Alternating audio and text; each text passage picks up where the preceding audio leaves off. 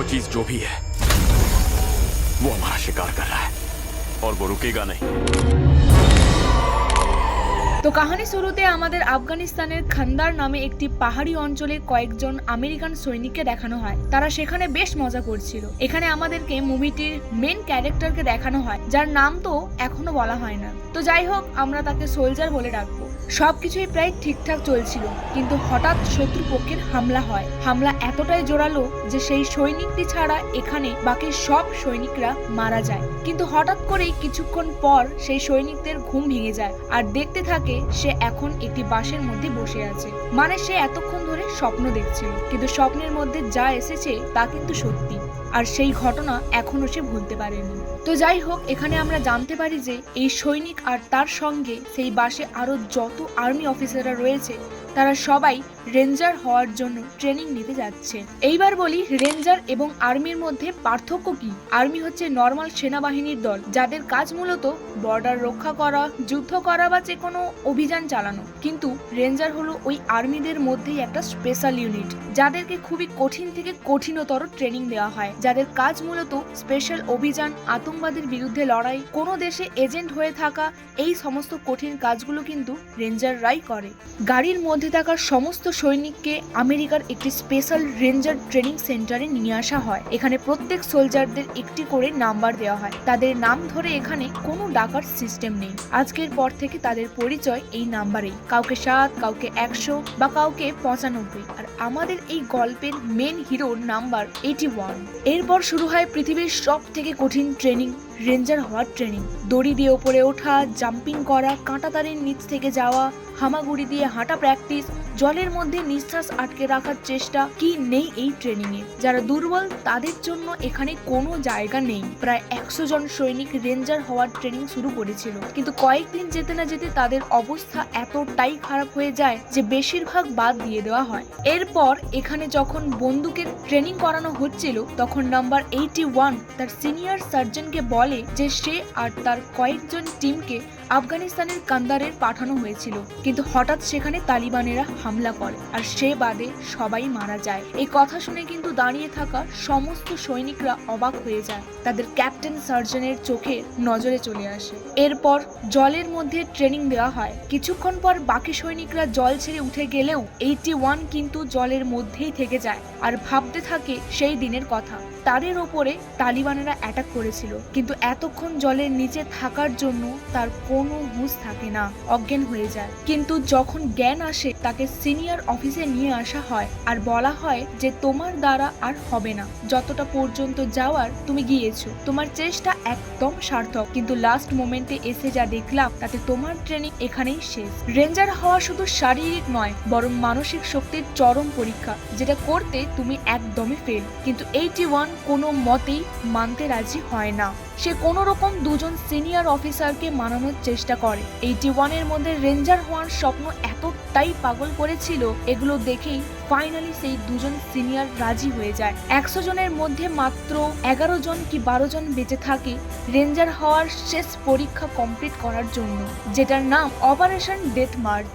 Number 12, 22, number 72, 96, 23, number 7, number 81, এমন করে total 10 থেকে 12 জন সৈনিক।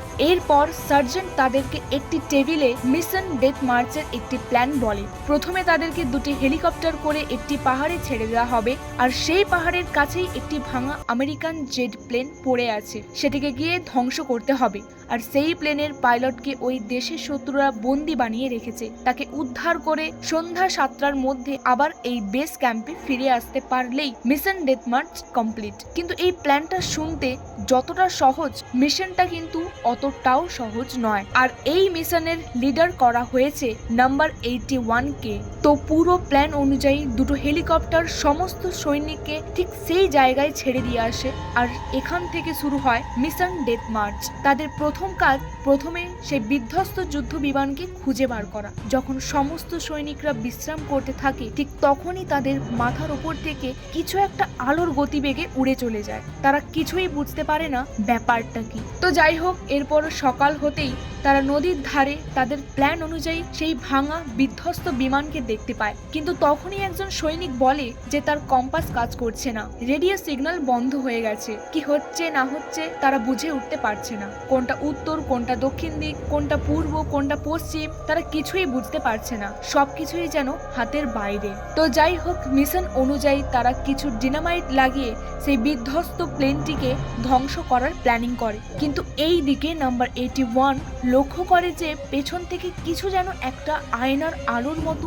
রিফ্লেকশন করছে। তখন নাম্বার 81 সেই আলোর পেছন নিয়ে এগোতে থাকে, কিন্তু দেখতে পায় যে সেই জঙ্গলের মধ্যে আরো একটি যুদ্ধ বিমান বিধ্বস্ত হয়ে ভেঙে পড়ে আছে। 81 বুঝতে পারে যে এটাই হচ্ছে সেই যুদ্ধ বিমান যেটাকে ধ্বংস করার তারা প্ল্যানিং করে এসেছিল। আর সেইখানে বাকি সৈনিকরা যেদিকে বোমা ফাটিয়ে ধ্বংস করতে যাচ্ছে সেটা আসলে অন্য কিছু। আর এই দিকে বাকি সৈনিকরা সেই বিমানটির গায়ে বোমা লাগিয়ে ব্লাস্ট করে দেয়। কিন্তু অবাক কাণ্ড কিছুই হয় না, এই বিমানটির বডিতে একটা ক্ষতর চিহ্ন নেই। আর হঠাৎ করেই যেন রোবটের মতো বিমানটি দু পায়ে দাঁড়িয়ে যায় আর সামনে থাকা সমস্ত সৈনিকদের স্ক্যান করতে থাকে। এখানে সৈনিকরা কিছুই বুঝতে পারে না যে তাদের সঙ্গে কি হচ্ছে।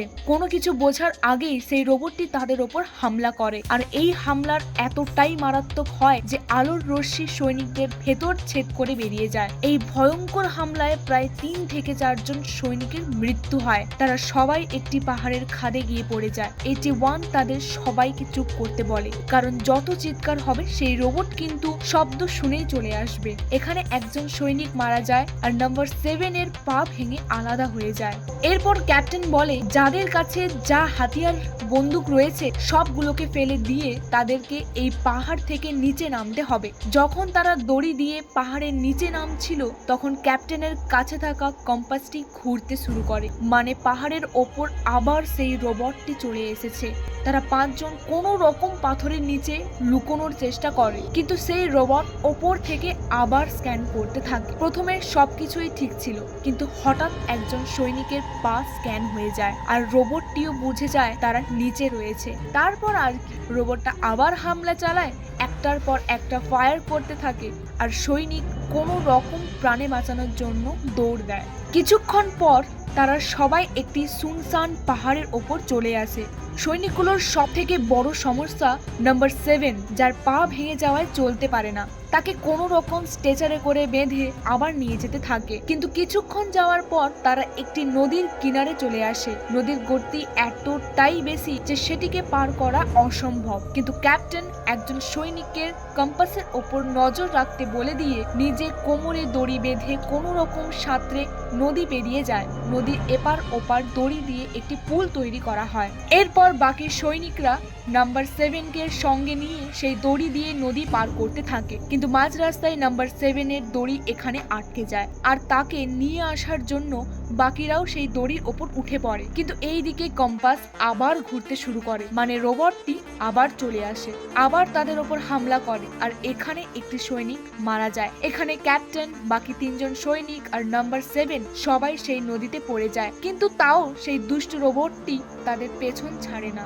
কিন্তু কিছুক্ষণ পর তারা সবাই একটি ঝর্ণা দিয়ে নিচে পড়ে যায়। এরপর তারা কোনো রকম বেঁচে গিয়ে একটি ভাঙাচোরা গ্রামে চলে আসে। সেখানে প্রায় সমস্ত কিছুই ধ্বংস হয়ে গিয়েছিল, বাড়িঘর, রেডিও টাওয়ার, সবকিছুই। এখানে আমরা জানতে পারি যে কিছুদিন আগে একটি উল্কাপিণ্ড ভেঙে পৃথিবীর কয়েকটা জায়গায় পড়েছিল আর সেই উল্কাপিণ্ডগুলোই রোবট হয়ে এইভাবে হত্যা লীলা চালাচ্ছে। এখানে তারা একজন আর্মি অফিসারকে দেখতে পায়, কিন্তু তার অবস্থাও ঘায়েল হয়ে গিয়েছিল। তারা সবাই এখানে একটি আর্মি গাড়ি দেখতে পায়, কিন্তু যখনই তারা গাড়িতে ওঠার চেষ্টা করেছিল ঠিক তখনই পেছন থেকে আবার সেই রোবটটি চলে আসে।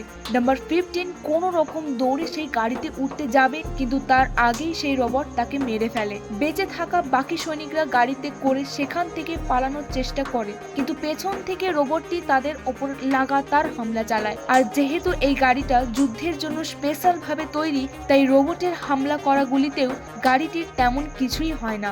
সৈনিকরা রোবটটির ওপর লাগাতার গুলি চালায়, বোম দিয়ে অ্যাটাক করে, কিন্তু তার কিছুই হয় না, যেন সে অমরত্ব পান করে এসেছে। রোবটটি এমনই হামলা করেছিল যে সেই গাড়িটির কিছু অংশ ভেঙে উড়ে যায়। মেয়ে অফিসার যে কিনা গাড়ি চালাচ্ছিল সে আরো জোরে গাড়ির স্পিড বাড়ায় আর সেখান থেকে পালিয়ে যাওয়ার চেষ্টা করে, কিন্তু রোবটটি যেন তাদের পেছনই ছাড়ে না। কিন্তু কিছুক্ষণ পর রোবট দাঁড়িয়ে যায়। সৈনিকরা ভাবে হয়তো তারা বেঁচে গিয়েছে। রোবটটি দাঁড়িয়ে গেলেও তারপর অসংখ্য ছোট ছোট বলের মতো অদ্ভুত বোমা দিয়ে তাদের ওপর অ্যাটাক করে। এই হামলা এতটাই জোরালো ছিল যে তাদের গাড়ি একটি পাহাড়ের ওপর থেকে নিচে পড়ে যায়, কিন্তু ভগবানের কৃপায় তারা এখনো বেঁচে আছে। তারা আবার ভাবতে থাকে যে হয়তো রোবটটি তাদের আর পেছনে আসছে না, কিন্তু সেই রোবটটি সৈনিকদের আসার আগেই পাহাড়ের ওপরে দাঁড়িয়েছিল আর একেবারে তাদের গাড়ির সামনে চলে আসে আর নিজের মধ্যে থেকে এমন একটা পাওয়ারফুল লেজার দিয়ে তাদের ওপর অ্যাটাক করে যে তাদের গাড়ি প্রায় ভেঙে আলাদা হয়ে গিয়েছিল।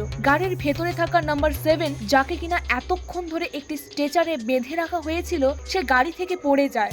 এরপর ক্যাপ্টেন রেগে গিয়ে একটি পাহাড়ের দিকে বোম দিয়ে মারে আর পাথরগুলো ভেঙে রোবটটি তাতে চাপা পড়ে যায়। আর এই দিকে ক্যাপ্টেন গাড়ি থামাতে বলে, কিন্তু ততক্ষণে ড্রাইভার মারা গিয়েছিল, যার জন্য গাড়ির নিয়ন্ত্রণ হারিয়ে একটি ছোট্ট পাথরের ধাক্কা মেরে ব্লাস্ট হয়ে যায়। এই অ্যাক্সিডেন্টের সমস্ত সৈনিকরা মারা গেলেও ক্যাপ্টেন কিন্তু বেঁচে যায়। ক্যাপ্টেন পেছনে এসে পাথরগুলোকে সরিয়ে রোবটটিকে যখনই মারতে যায়, কিন্তু রোবট সেখানে ছিলই না। রোবটটি তার আগে সেখান থেকে বেরিয়ে পাহাড়ের অন্য প্রান্তে দাঁড়িয়ে আকাশের দিকে সিগন্যাল পাঠিয়ে যেন কারো সঙ্গে কথা বলছিল।